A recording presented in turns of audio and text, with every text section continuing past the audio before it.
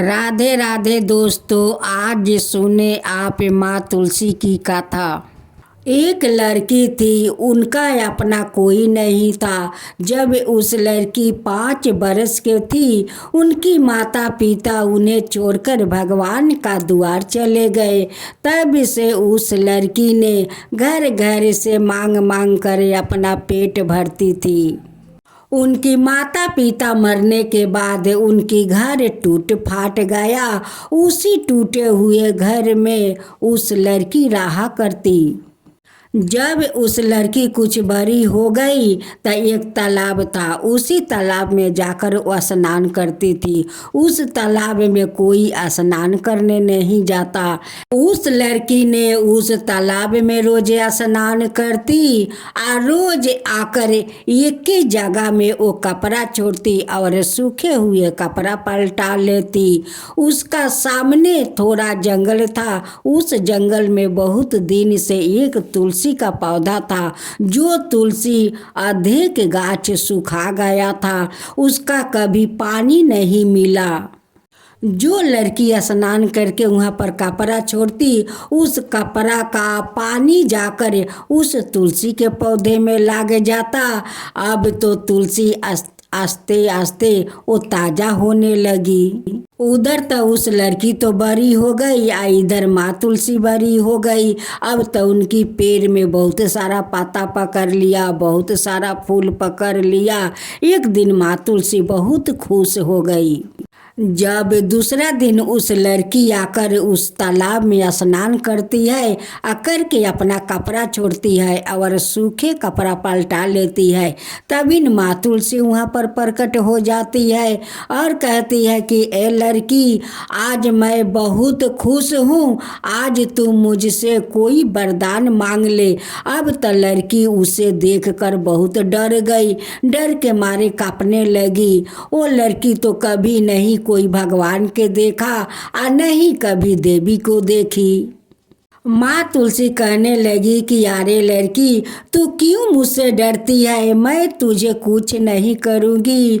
मैं तो तुझ पर बहुत खुश हूँ कि आज तेरे कारण मैं जिंदा हो गया हूँ। देख, आज मैं बहुत खुश हूँ। आज खुश होकर तुझे मैं कहता हूँ कि तू मुझसे कुछ वरदान मांग। लड़की तो कुछ बोल नहीं रही थी। वो तो बहुत डर गई थी, डर के मारे कांप रही थी। उसी के कारण उनकी मुख से बोली नहीं निकल रहे थे। माँ तुलसी कहने लगी कि अरे लड़की, मैं तो तुलसी हूँ। आज तेरे कारण देख मैं जिंदा हूँ और तेरा सामने खड़ा हूँ। ओ जो तू पौधा देख रही है, वही पौधा में देख कितना पाता है, कितना सारा फूल पकड़े हुए है। वो तेरा ही कारण तो हुआ है। तू रोज स्नान करती है, रोज कपड़ा छोड़ती है, उसी कपड़ा के पानी उस पेड़ में जाता है। देख, उसी पानी का कारण आज देख उस पेड़ में पाता और फूल कैसे पकड़े हुए है। वही मैं तुलसी हूँ। आज तू मुझसे वरदान मांग। जब तक तू वरदान मुझसे नहीं मांगेगी, तब तक मैं तुझे यहाँ से जाने नहीं दूंगी। तब जाकर उस लड़की का कुछ हिम्मत मिला तो कहती है कि मैं तो अकेली हूँ, मेरा साथी चाहिए कि सारा जीवन मेरे साथ रहे। माँ तुलसी कहती है कि ठीक है, ये इच्छा तेरा पूरा होगा। माँ तुलसी अपना दृष्टि से वहाँ पर एक लड़का को तैयार कर देती है और उस लड़का से कहती है कि अरे लड़का, देख, इस लड़की के साथ तोरा रहना है और तुझे इसका सारा जीवन निभाना है। लड़का बोला कि ठीक है माता, मैं इसका साथ सारा जीवन मैं निभाऊंगा। दोनों जाकर माँ तुलसी का पैर पकड़कर आशीर्वाद लेते हैं। तब माँ कहती है कि देख, मेरे पेड़ में कितना सारा फूल है, वो फूल अपना आंचल में सारा फूल तोड़ ले। माँ तुलसी के कहने पर सारा फूल अपना आचरा में तोड़ लेती है और तोड़ कर अपना घर जाती है। घर जाकर उस लड़का से कहती है कि इस फूल को मैं क्या करूं। तब लड़का बोला कि देखो वहाँ पर एक मिट्टी की हारी है, उस हारी में रख दो।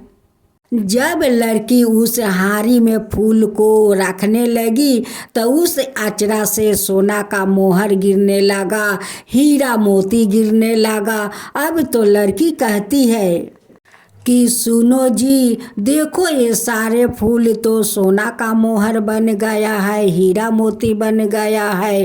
अब लड़का कहने लगा कि देखो माँ तुलसी हम लोग पर कृपा की है, हम लोग का ये हालत देख कर देखो बहुत सारा उस पेड़ से सोना का मोहर और हीरा मोती दी है, ये आशीर्वाद दी है माँ तुलसी।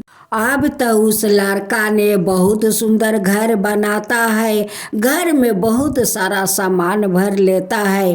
तब उस लड़की से कहते हैं कि देखो हम लोग का शादी तो हुआ नहीं है, चलो हम लोग ब्राह्मण को बुलाते हैं, अग्नि के साथ हम लोग 7 फेरे लेते हैं, विधि व्यवहार के साथ हम लोग शादी करते हैं। लड़का ब्राह्मण को बुलाता है या ब्राह्मण को बुला कर वो ब्राह्मण का विधि का हिसाब से वो 7 फेरे लेते हैं। उस लड़की को माथा में सिंदूर डाल देता है और दोनों पति पत्नी बन जाते हैं और दोनों जाकर ब्राह्मण देव को पैर छूकर प्रणाम करते हैं। अब तो दोनों राजा रानी का तरह दोनों राज करने लगा। हे माँ तुलसी, जैसे आप उस अनाथ लड़की पर कृपा किया, उन्हें घर भर दिया, धन दिया, सब कुछ दिया, वैसे ही सबको देना। हे माँ तुलसी, वैसे ही सबको देना, सबका ऊपर कृपा करना। जो आपका कथा कहे, जो सुने, जो हुंकार भरे, उन सब का ऊपर कृपा करना। हे माँ तुलसी, सबका ऊपर कृपा करना। माँ तुलसी की जय हो, माँ तुलसी की जय हो। कहते हैं कि सतयुग में राजा हरिश्चंद्र के राज में एक कुम्हार था। एक बार तमाम कोशिश के बावजूद जब उसके बर्तन कच्चे रह जा रहे थे तो उसने यह बात एक पुजारी को बताई। तो उस पर पुजारी ने बताया कि किसी छोटे बच्चे की बलि से ही यह समस्या दूर हो जाएगी। इसके बाद उस कुम्हार ने एक बच्चे को पकड़कर आवा में डाल दिया। वो संकट चौथ का दिन था। उनकी माँ काफ़ी खोजने के बाद भी जब उसकी माँ को उसका बेटा नहीं मिला तो उसने गणेश जी के समक्ष सच्चे मन से प्रार्थना की। उधर जब कुम्हार ने सुबह उठकर देखा तो आवा में उसके बर्तन तो पक गए लेकिन बच्चा भी सुरक्षित था। इस घटना के बाद कुम्हार तो डर गया और राजा के समक्ष पहुँचे, पूरी कहानी बताई। इसके पश्चात राजा ने बच्चे और उसकी माँ को बुलवाया तो माँ ने संकटों को दूर करने वाले संकट चौथ की महिमा का वर्णन किया। तभी से महिला अपनी संतान और परिवार के सौभाग्य और लंबी आयु के लिए व्रत को करने लगी। जय गणेश जय गणेश जय गणेश देवा, माता जानकी पार्वती पिता महादेवा। जय गणेश जय गणेश जय गणेश देवा। माता जानकी पार्वती पिता महादेवा। एक दंत दयाबंती चार भुजी धारी। मस्तक सिंदूर सोहे मूस की सवारी। जय गणेश जय गणेश जय गणेश देवा। अंधन को आँख देते कोरियन को काया। बाजिन को पुत्र देते निर्धन को माया। जय गणेश जय गणेश जय गणेश देवा। माता जानकी पार्वती पिता महादेवा। हार चढ़े फूल चढ़े और चढ़े मेवा। लड्डुअन का भोग लगे संत करे सेवा। जय गणेश जय गणेश जय गणेश देवा। दीनन की लाज रखो शुभ सुती बारी। कामना को पूरा करो जग बलिहारी। जय गणेश जय गणेश जय गणेश देवा। सूर्य शाम शरण आए सफल की जो सेवा। सूर्य शाम शरण आए सफल की जो सेवा। जय गणेश जय गणेश जय गणेश देवा। माता जानकी पार्वती पिता महादेवा। जय गणेश जय गणेश जय गणेश देवा। माता जानकी पार्वती पिता महादेवा। जय श्री राम जय श्री राम जय हनुमान जय हनुमान। चिरंजीवी हनुमान को पवन पुत्रा कहा गया है। एक बार हनुमान जी को सुलाकर माता अंजनी गुरहे करया में व्यस्त हो गई। तभी हनुमान जी की नींद खुल गई। तब भूख से व्याकुल हो सूर्या को मीठा फल समझकर उन्होंने उसे अपने मुख में भर लिया। उस समय ग्रहण चल रहा था। सूर्या की यह गति भापते हुए राहु ने देवराज इंद्र के पास जाकर उन्हें सारा वृत्तांत सुनाया। तब देवराज इंद्र ने देखा कि छोटे से हनुमान सूर्या को अपने मुख में राख कर खेल रहे हैं और सारा जगत तराही माँ कर रहा है। उसी समय हनुमान जी की दृष्टि इंद्र की ओर गई और उसे भी फल समझकर खाने लगे। इंद्र ने हनुमान जी को अपनी ओर आता देखकर उन पर बरज से प्रहार किया।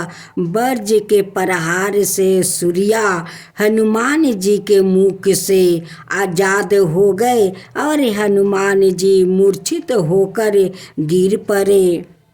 तभी बाहुदेव ने बाहु की गति रोक दिया, जिस कारण सारे जगत में बाहु संचार बंद हो गया और सभी जीव मृत्यु को प्राप्त होने लगे।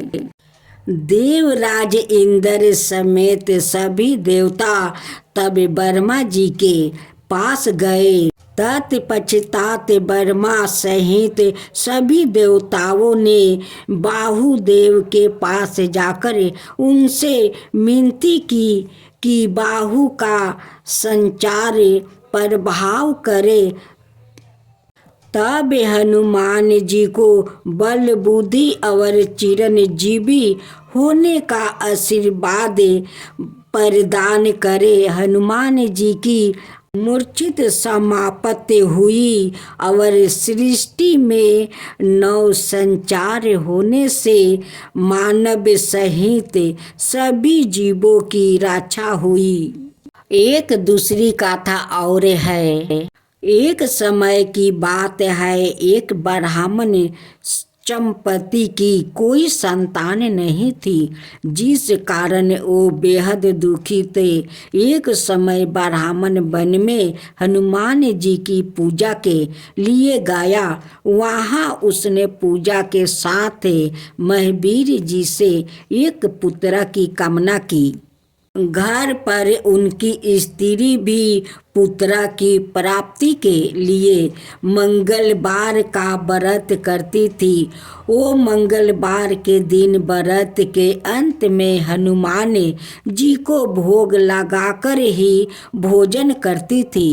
एक बार व्रत के दिन ब्राह्मणी ना भोजन बना पाई और ना ही हनुमान जी को भोग लगा सकी। उसने वरण किया कि वो अगले मंगलवार को हनुमान जी को भोग लगाकर ही भोजन करेगी। ओ भूखी प्यासी 6 दिन तक पड़ी रही। मंगलवार के दिन वो बेहोश हो गई। हनुमान जी उसकी निष्ठा और लगन को देखकर प्रसन्न हुए। उन्होंने आशीर्वाद दिया। सबर रूप ब्राह्मणी को एक पुत्र दिया और कहा कि यह तुम्हारी बहुत सेवा करेगा। बालक को पाकर ब्राह्मणी अति प्रसन्न हुई। उसने बालक का नाम मंगल रखा। कुछ समय उपरांत जब ब्राह्मण घर आया तो बालक को देखा। पूछा कि वो कौन है। पत्नी बोली कि मंगलवार व्रत से प्रसन्न होकर हनुमान जी ने उसे यह बालक दिया है। ब्राह्मण को अपनी पत्नी की बात पर विश्वास नहीं हुआ। एक दिन मौका देखकर ब्राह्मण ने बालक को कुएं में गिरा दिया। घर पर लौटने पर ब्राह्मणी ने पूछा कि मंगल कहाँ है। तभी पीछे से मंगल मुस्कुराकर आ गया। उसे वापस देखकर ब्राह्मण आश्चर्यचकित रह गया। रात को हनुमान जी ने उसे सपने में दर्शन दिया और बताया कि यह पुत्र उसे उन्होंने ही दिया है। ब्राह्मण सत्य जानकर बहुत खुश हुआ। इसके बाद ब्राह्मण दंपति प्रत्येक मंगलवार को व्रत रखने लगे। जो मनुष्य मंगलवार व्रत कथा को पढ़ता, यह सुनता और नियम से व्रत रखता है, उसे हनुमान जी की कृपा से सब कष्ट दूर होकर सबर सुख प्राप्त होता है और हनुमान जी की दया के पात्र बन जाते हैं। आरती की जो हनुमान लला की, दुष्ट दलन रघुनाथ कला की। जाके बल से गिरिबर कापे, रोगी दुष जग निकट ना झाके। जिनी पुत्र महाबलदाई, संतन की प्रभु सादा सहाई। आरती की जो हनुमान लला की, देवीरा रघुनाथ बैठाए। लंका जरी सिया सुदिलाए, लंका सुकोट समुंदर सिखाई। जात पवन सुत बरने लाई, आरती की जो हनुमान लला की। लंका जरी असुर सहारे, सिया राम जी के काज सवारे। लक्ष्मण मूर्छित परे सकारे, लाए सजीवन प्राण उबारे। आरती की जो हनुमान लला की। बैठी पताल तोरी जमन कारे, ओही रावण की भुजा उखारे। बाई भुजाय सुरदल मारे, दहिने भुजा संतन तारे। आरती की जो हनुमान लला की, सुर नर मुनि आरती उतारे। जय जय जय हनुमान उचारे। कंचन थाली कपूर लो छाई, आरती करत अनजाना माई। जो हनुमान जी की आरती गावे, बस ही बैकुंठ परम पद पावे। लंका विध्वंस किया रघुराई, तुलसीदास स्वामी कार्तिक गाई। आरती की जो हनुमान लला की, दुष्ट दलन रघुनाथ कला की। सूर्य भगवान की जय हो, सूर्य भगवान की जय हो। सूर्य और चांद इस पृथ्वी के सबसे साक्षात देवता है, जो हमें प्रत्यक्ष उनके सर्वोच्च दिव्य स्वरूप में दिखाई देते हैं। वेदों में सूर्य को जगत की आत्मा कहा गया है। समस्त चराचर जगत की आत्मा सूर्य ही है। सूर्य से ही इस पृथ्वी पर जीवन है। वैदिक काल से ही भारत में सूर्योपासना का प्रचलन रहा। वेदों की रचनाओं में अनेक स्थानों पर सूर्य देव की स्तुति की गई है। पुराणों में सूर्य की उत्पत्ति, प्रभाव, स्तुति मंत्र आदि विस्तार से मिलते हैं। ज्योतिष शास्त्रों में नवग्रहों में सूर्य को राजा का पद प्राप्त है। मार्कंड पुराण के अनुसार पहले यह संपूर्ण जगत प्रकाश रहित था। उस समय कमल योनि ब्रह्मा जी प्रकट हुए। उनके मुख से प्रथम शब्द निकला, जो सूर्य का तेज रूपी सूक्ष्म रूप था। तत्पश्चात ब्रह्मा जी के 4 मुखों से 4 वेद प्रकट हुए, जो तेज में एकाकार हो गए। यह वैदिक तेज ही अत्यात्म है, जो विश्व का अविनाशी कारण है। वेद स्वरूप सूर्य ही सृष्टि के उत्पादन, पालन, संहार के कारण है। ब्रह्मा जी की प्रार्थना पर सूर्य ने अपने महातेज को समेट कर सर्वलोक तेज को ही धारण किया। सृष्टि रचना के समय ब्रह्मा जी के पुत्र मरीचि हुए, जिनके पुत्र ऋषि कश्यप का विवाह आदित्य से हुआ। आदित्य ने घोर तपस्या द्वारा भगवान सूर्य को प्रसन्न किया, जिन्होंने उसकी इच्छा पूर्ति के लिए सुषमा नाम की किरण से उसके गर्भ में प्रवेश किया। गर्भ वास्तव में भी अदिति चंद्रायन जैसे कठिन व्रतों का पालन करती थी। ऋषि राज कश्यप ने क्रोधित होकर अदिति से कहा, तुम इस तरह उपवास राख कर गर्भस्थ शिशु को क्यों मारना चाहती हो। यह सुनकर देवी अदिति ने गर्भ के बालक को उदर से बाहर कर दिया, जो अपने अत्यंत दिव्य तेज से जब लीत हो रहा था। भगवान सूर्य शिशु रूप में उस गर्भ से प्रकट हुए। अदिति को मरीचि में अंडम कहा जाने के कारण यह बालक टंडे नाम से प्रसिद्ध हुआ। ब्रह्मा पुराण में आदिति के गर्भ से जन्म सूर्य के अंश को दिव्य कहा गया है। माँ लक्ष्मी की जय हो, माँ लक्ष्मी की जय हो, विष्णु भगवान की जय हो, विष्णु भगवान की जय हो।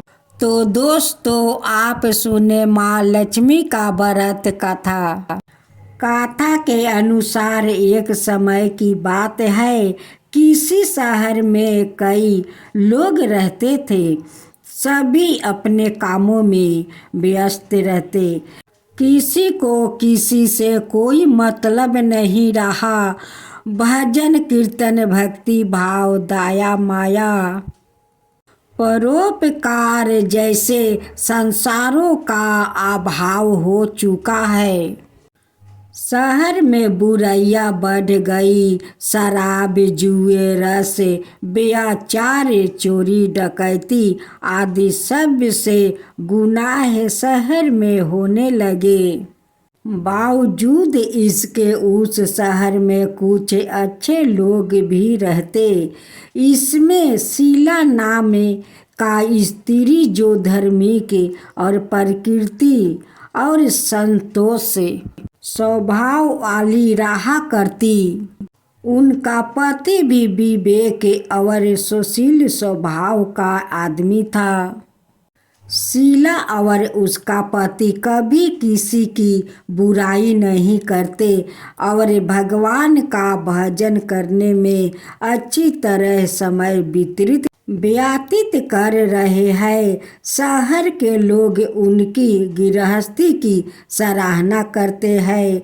देखते ही देखते समय बदल गया। शीला के पति की अच्छी संगति बुरी में बदल गई। अब वो जल्द से जल्द करोड़पति बनने के ख्वाब देखने लगा, इसलिए वो गलत रास्ते पर चल पड़ा और पल रूप उसकी हालत भिखारी जैसे हो गई। शराब जुआ रस सरस गांजा आदि बुरी आदतों में शीला का पति भी फंस गया। दोस्तों के साथ उसे भी शराब की आदत लग गई। इस प्रकार उसने अपना सब कुछ जुए में गंवा दिया। शीला इस बात से बेहद चिंतित रहने लगी, लेकिन उसे भगवान पर भरोसा है। वो अपना अधिकांश समय प्रभु भक्ति में बिताने लगी। अचानक एक दिन दोपहर को उनके द्वार पर किसी ने दस्तक दी। शीला ने द्वार खोला तो देखा कि एक माँ जी खड़ी है। उसके चेहरे पर अलौकिक तेज दिखाई दे रहा है। उनकी आंखों में से मानो अमृत बह रहा है। उसका भाव चेहरा करुणा और प्यार से झलक रहा है। उसको देखते ही शीला के मन को शांति महसूस हुई और उसके रोम रोम में खड़ा हो उठा। शीला उस माँ जी को आदर के साथ घर ले आई। घर में बैठने के लिए कुछ भी नहीं है। तब शीला ने एक फटी हुई चादर पर उसको बैठाया। माँ जी बोली, क्या शीला मुझे पहचाना नहीं? हर शुक्रवार को लक्ष्मी जी की मंदिर में भजन कीर्तन के समय मैं भी वहाँ आती हूँ। इसके बावजूद शीला कुछ समझ नहीं पा रही। फिर माँ जी बोली, तुम बहुत दिनों से मंदिर नहीं आई, इसलिए मैं तुम्हें देखने चली आई। माँ जी के प्रेम भरे शब्दों से शीला का हृदय पिघल गया। उसकी आंखों में आंसू आ गए और वो बिलख बिलख कर रोने लगी। माँ जी ने कहा, बेटी सुख और दुख तो धूप और जैसे होते हैं। धैर्य रखो बेटी, मुझे तेरी सारी परेशानी बता। माँ जी के व्यवहार से शीला को काफ़ी संबल मिला और सुख की आशा में उसने माँ जी को अपनी सारी कहानी कह सुनाई। माँ जी के व्यवहार से शीला को काफ़ी शगुन मिला और उसने माँ जी को अपनी सारी कहानी सुनाई। शीला के पूछने पर माँ जी ने उसे व्रत की सारी विधि भी बताई। माँ जी ने कहा, बेटी माँ लक्ष्मी जी का व्रत बहुत सरल है। उसे वरद लक्ष्मी व्रत या वैभव लक्ष्मी व्रत कहा जाता है। व्रत करने वाले की सब मनोकामनाएं पूर्ण होती है। सुख संपत्ति और आस प्राप्त करता है। शीला सुनकर आनंदित हो गई। शीला ने संकल्प करके आंखें खोली तो सामने कोई नहीं है। वो सोच में पड़ गई कि माँ जी कहाँ गई। शीला को तत्काल समझते देर नहीं लगी कि माँ जी और कोई नहीं, वो साक्षात लक्ष्मी जी ही है। दूसरे दिन शुक्रवार सुबह स्नान करके स्वच्छ कपड़े पहनकर शीला ने माँ जी द्वारे बताई विधि से पूरे मन से व्रत किया। आखिरी में प्रसाद वितरण हुआ। प्रसाद पहले पति को खिलाया। प्रसाद खाते ही पति के स्वभाव में फर्क पड़ गया। उस दिन उसने शीला को मारा नहीं, सताया भी नहीं। शीला को बहुत आनंद हुआ। उनके मन में वैभव लक्ष्मी व्रत के लिए श्रद्धा बढ़ गई। शीला ने पूर्ण श्रद्धा भक्ति से शुक्रवार तक वैभव लक्ष्मी व्रत किया। शुक्रवार को माँ जी के कहे मुताबिक उद्यापन विधि करके 7 स्त्रियों को वैभव लक्ष्मी व्रत की 7 पुस्तक उपहार में दी।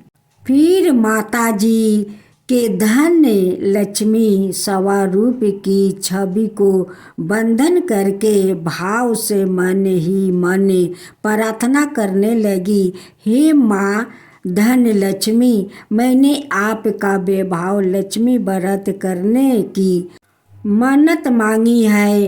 वो व्रत आज मैंने पूर्ण किया है। हे माँ, मेरी हर विपत्ति दूर करो, हमारा सबका कल्याण करो। जिसे संतान ना हो उसे संतान देना। सौभाग्यपति स्त्री का सौभाग्य अखंड रखना। कुंवारी लड़कियों को मन भाव पति देना। जो आपका यह चमत्कारी वैभव लक्ष्मी व्रत करे उनकी सब विपत्ति दूर करना, सभी को सुख करना। हे माँ, आपकी महिमा अपरंपार है। ऐसे उन्हें प्रणाम किया। व्रत के प्रभाव से शीला का पति अच्छा आदमी बन गया और कड़ी मेहनत कर व्यवसाय करने लगा। उसने तुरंत शीला के गिरवी रखे गहने चुरा लिया। घर में धन की वृद्धि हुई। घर में पहले जैसी सुख शांति छा गई। वैभव लक्ष्मी व्रत का प्रभाव देखकर मोहल्लों की दूसरी स्त्रियां भी विधि पूर्वक वैभव लक्ष्मी का व्रत करने लगी। आप सुने वैकुंठ चतुर्दशी व्रत कथा। वैकुंठ चतुर्दशी की पौराणिक कथा के अनुसार एक बार की बात है, नारद जी पृथ्वी लोक से घूमकर वैकुंठ धाम पहुँचते हैं। भगवान विष्णु उन्हें आदर पूर्वक बैठाते हैं और प्रसन्न होकर उनके आने का कारण पूछते हैं।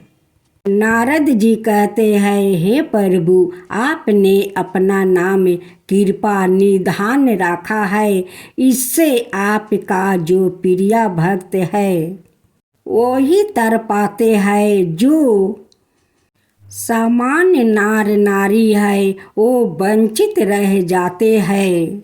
इसलिए आप मुझे कोई ऐसा सरल मार्ग बताइए जिससे सामान्य भक्त भी आपकी भक्ति कर मुक्ति पा सके। यह बात सुनकर विष्णु जी बोले, हे नारद, मेरी बात सुनो।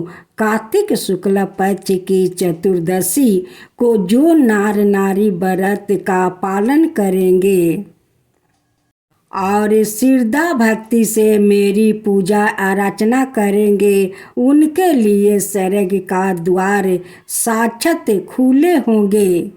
इसके बाद विष्णु जी जय विजय को बताते हैं और उन्हें कार्तिक चतुर्दशी को स्वर्ग के द्वार खुला रहने का आदेश देते हैं। भगवान विष्णु कहते हैं कि इस दिन जो भी भक्त मेरा थोड़ा सा भी नाम लेकर पूजा करेगा वो वैकुंठ धाम को प्राप्त करेगा। विष्णु भगवान की जय हो, विष्णु भगवान की जय हो। पौराणिक मत अनुसार एक बार भगवान शिव देव महादेव का पूजन करने के लिए काशी आए।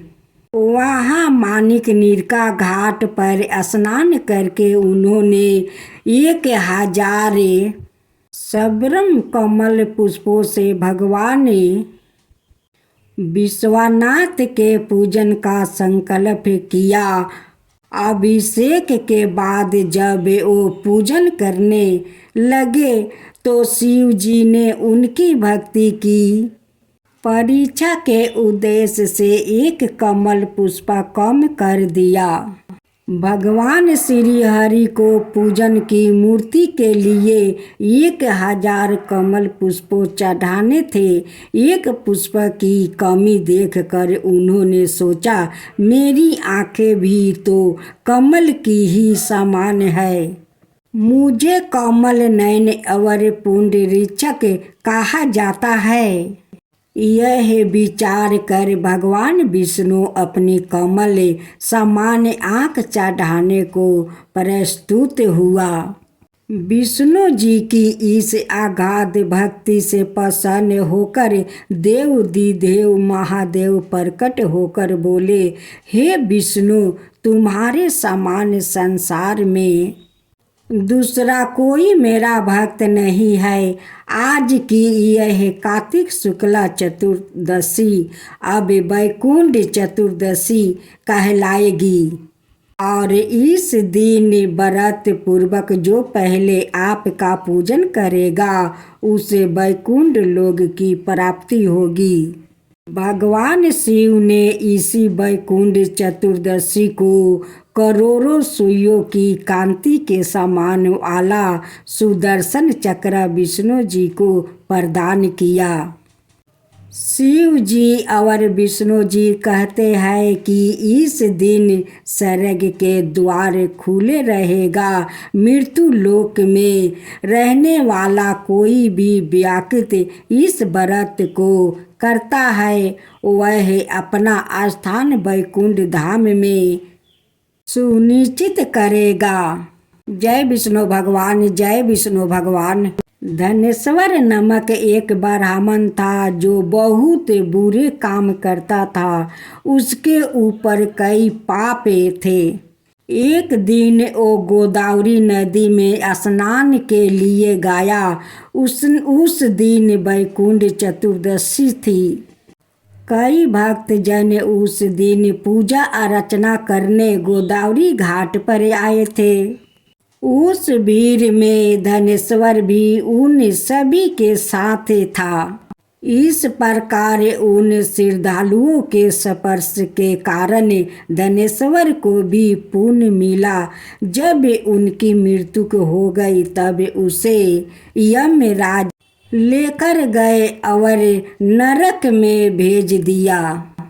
तब भगवान विष्णु ने कहा, यह बहुत पापी है, पर इसके वैकुंठ चतुर्दशी के दिन गोदावरी स्नान किया और श्रद्धालुओं के पुण्य के कारण इसके सभी पाप नष्ट हो गए, इसलिए इसे वैकुंठ धाम मिल गया। अंत धनेश्वर को वैकुंठ धाम की प्राप्ति हुई।